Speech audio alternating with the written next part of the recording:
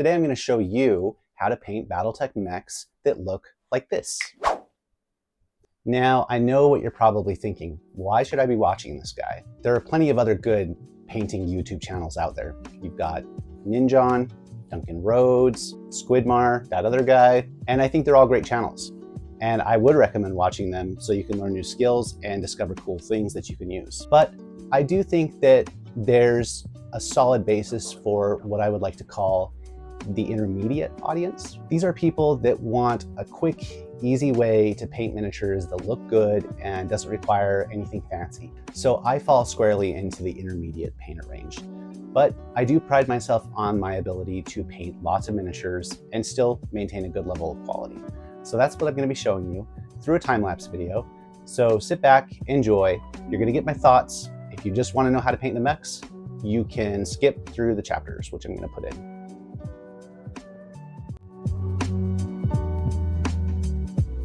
Okay, so I'm going to explain what I'm doing as we're watching this time lapse. So these are zenithal primed miniatures with white over black, and I am just painting on magic blue from Army Painter all over the miniatures. And I'm being pretty fast, at least I'm trying to be. I'm not worried about making mistakes here so much.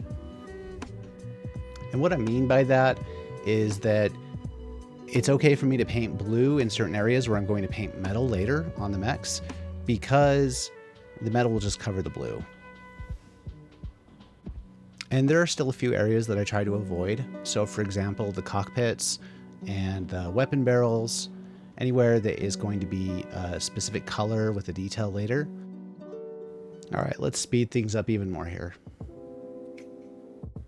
You know, when you're trying to go fast with speed paints and you have water on your brush, you do have a tendency to accidentally mix a little bit of water with the paint, and then your paint will run onto the base of the miniature. It might get on your hands.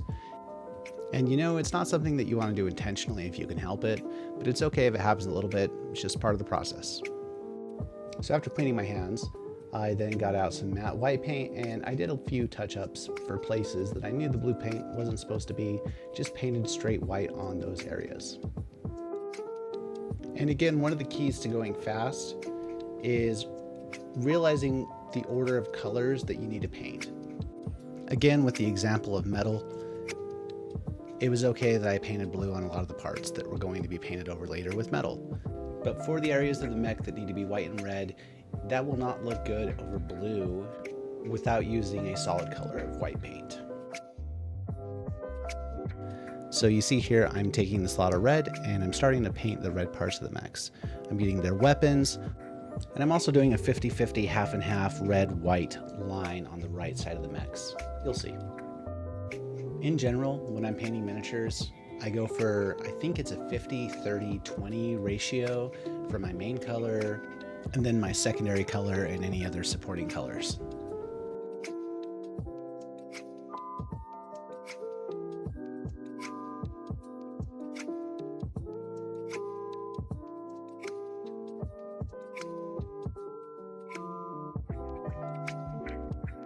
To Battletech lately, and I don't actually play very much of the game. I do own it and I have played it a few times and I enjoy it, but it is not my war game of choice these days. You know, since you guys are watching this, I think I'm just going to share a little secret with you.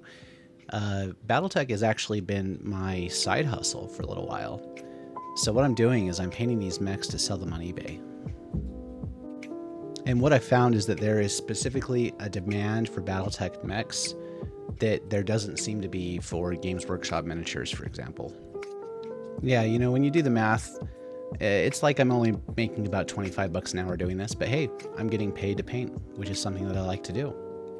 So for this next step, we'll be using Holy White Speed Paint, and I find that the speed paint colors for white are interesting because they're kind of this really, really light, transparent gray. And you need that because straight white paint on miniatures generally doesn't look very good. You need some of that darkening effect, some of that shading effect. So think of it almost like a shade that you're putting into the dark crevices of the miniature when you're applying the white speed paint, that is. All right, following the white contrast paint, we're going to use Enchanted Steel. And this is for the metal parts. This is for all the joints, all the connecting pieces, all the underlying framework of the mech's body. And I like Enchanted Steel because of how dark it is. It can cover other colors.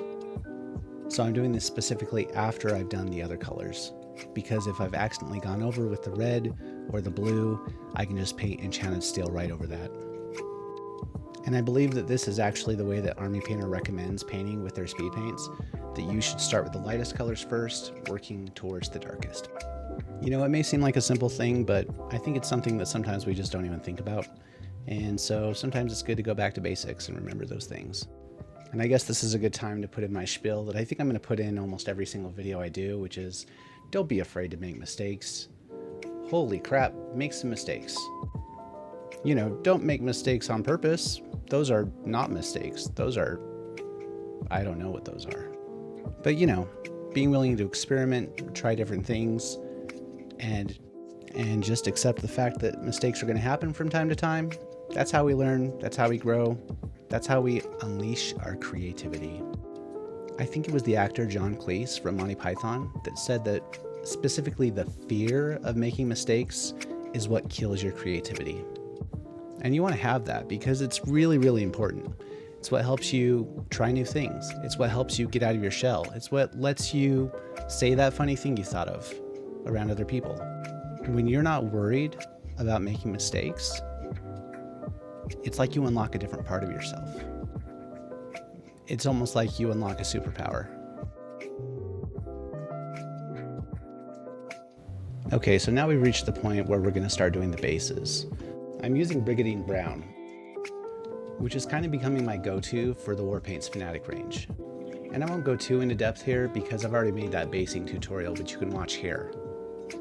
So for the next step, I'm actually not going to be using speed paints. I'm going to be doing this stippling highlighting technique using some solid Games Workshop Citadel paints. And if you're like, whoa, you can use that on speed paint? Well, yes, you can.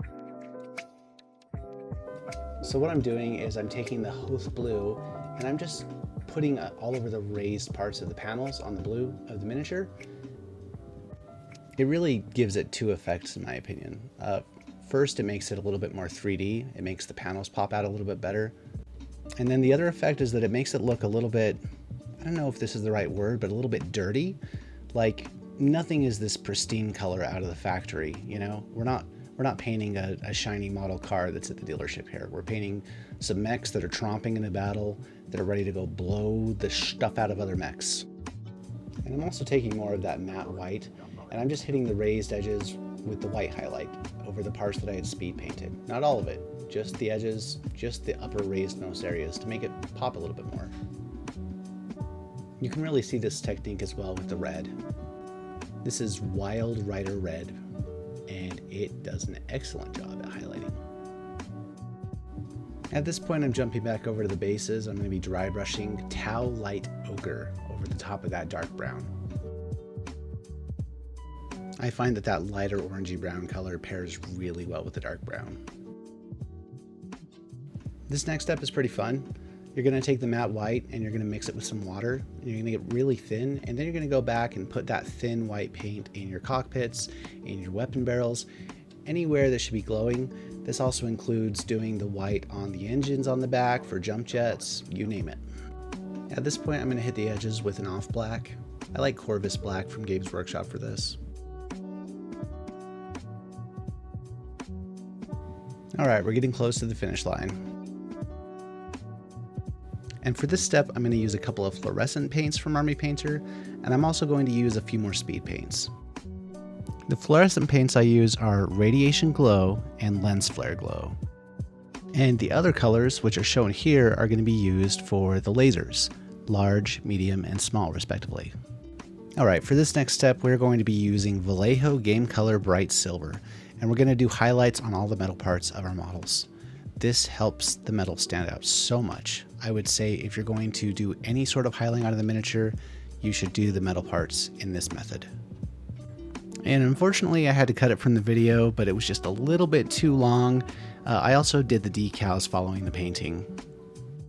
Decals are a whole different ballgame. They're going to require a whole video entirely just to explain how I do them, what I do to be quicker about it, how I avoid frustration, all that good stuff. And coming back to the fluorescent paints, I'm going to put the lens flare, or the yellow fluorescent paint, right over in the middle area of the cockpits. Okay, so following painting, I like to use matte finish to spray them. This is just the Krylon brand. It's pretty standard. Let them dry for about 20 minutes before coming back to them. And then it's time to apply your glue and static grass on the bases. And here's the finished result. As you can see, we have several very nice looking mechs. The decals have been applied. The colors stand out in the right places, and they're going to look really good on the tabletop. Hey, thanks for watching. I hope that maybe you learned a thing or two about painting this stuff. Like and subscribe for more content.